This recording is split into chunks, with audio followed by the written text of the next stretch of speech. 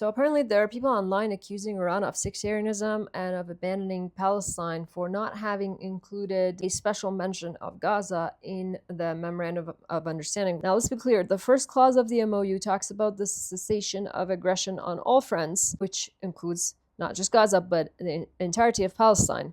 But it gives a special mention to Lebanon. Now, why could that be? Why does Lebanon gets a special mention? Oh, Iran just loves Lebanon because Hezbollah is also Shia, and Iran doesn't care about Palestine. Iran just cares about itself. Yeah, bitch, if Iran cared about itself, we just enjoy being sanctioned for 47 years. Let's see you provide material, not just discursive support to Palestine. Let's see you do anything more than lip service. Let's see you send arms to Palestinian resistance groups. Let's see you take up arms against Israel. How about that? Oh, you can't? You're scared? Oh, Twitter is going to shut down your account? Meta is going to deplatform you? Well, shut the fuck up then.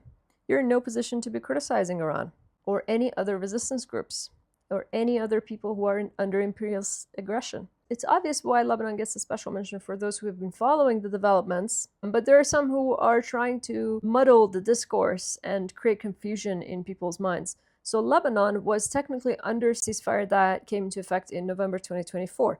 Now, of course, Israel violates ceasefire all the time, but Lebanon, meaning Hezbollah, was not firing back. They only started firing at Israel when Iran got attacked. So they broke their own ceasefire to come to bat for Iran. Iraq did the same thing too.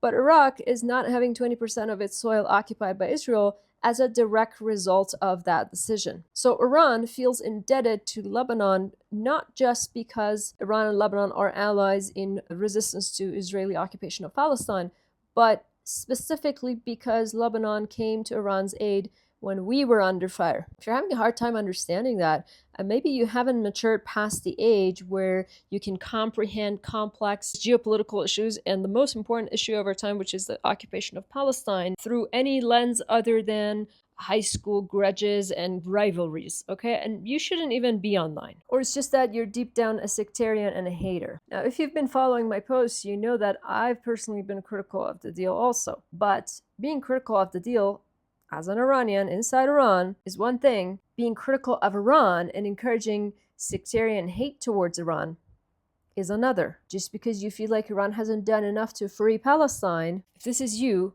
you're an op and you're dangerous.